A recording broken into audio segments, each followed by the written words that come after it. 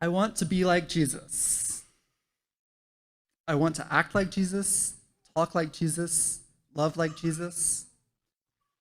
That isn't an easy thing to do. Over and over again, Jesus tells his followers things like, "For the gate is narrow and the way is hard that leads to life, and those who find it are few," in Matthew 7:14. He also says, "And you will be hated by all for my name's sake, but the one who endures to the end will be saved," in Matthew 10:22. Jesus repeatedly emphasizes that following him is difficult. He says that those who follow him will have no place to sleep, that they won't be guaranteed food or comfort.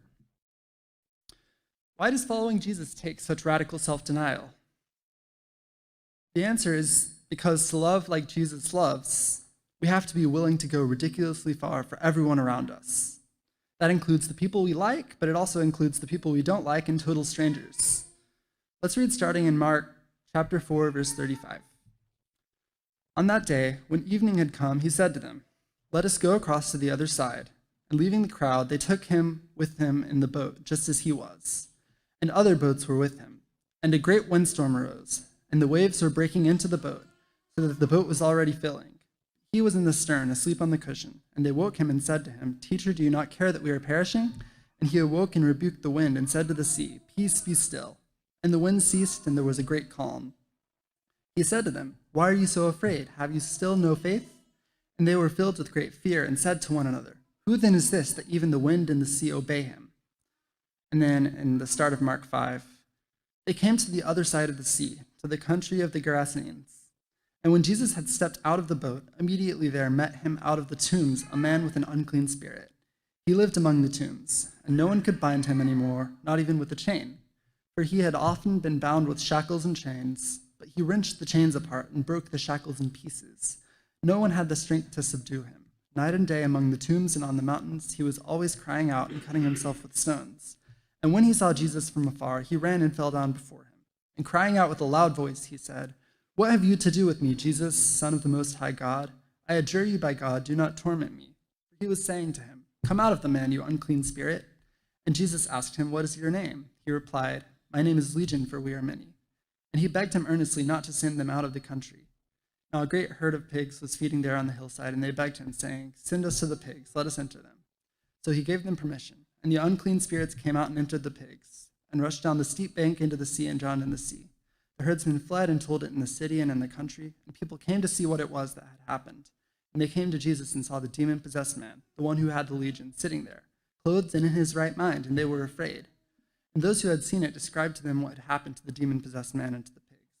And they began to beg Jesus to depart from their region, probably because they were terrified, because to them, somebody who had enough power to cast out all these demons was ridiculously strong, and they were scared.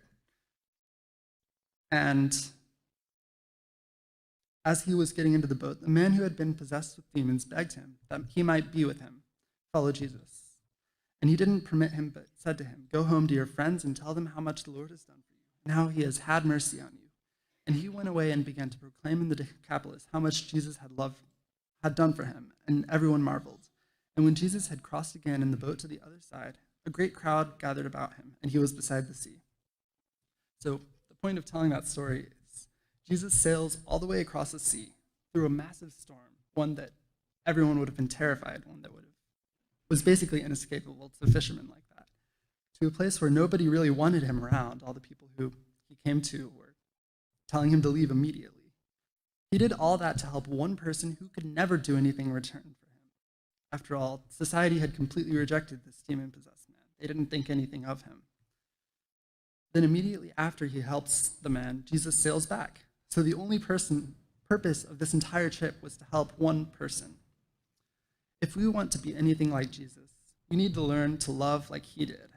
The people who are near us, of course, but also the people who we have nothing to do with. We need to be willing to do that much, to put that much effort into helping just one person. And the story of the Samaritan woman is the same way. Let's read in John 4, verse 4. And he had to pass through Samaria. Of course, many Jews would avoid Samaria because they didn't like the Samaritans. So he came to a town of Samaria called Sychar, near the field that Jacob had given to his son Joseph. Jacob's well was there. So Jesus, wearied as he was from his journey, was sitting beside the well. It was about the 6th hour. A woman from Samaria came to draw water. Jesus said to her, "Give me a drink," for his disciples had gone away into the city to buy food. The Samaritan woman said to him, "How is it that you, a Jew, ask for a drink from me, a woman of Samaria? For Jews have no dealings with Samaritans." That's John 4 verses 4 through 9. I won't tell the rest of the story. Everyone already knows it. But the conversation he has with this woman through this conversation, Jesus changes her life and the lives of the entire town there. Again and again, Jesus goes way out of his way to help somebody who his society believed that he had no business helping. I believe that just like Jesus changed the lives of the two people in those stories, Jesus continues to change lives today by working through his disciples. That's us. When we go to our jobs and our schools and our communities, people see glimpses of Jesus through the way that we show that same radical love. Just like Jesus loved the demon-possessed man and the Samaritan woman with unfathomable love, he loves everybody in this room with that same amazing love.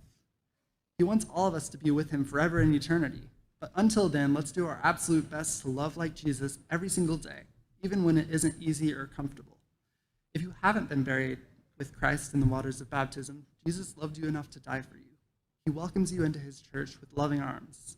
If anyone needs anything from this church family, you are welcome to come forward while we stand and sing.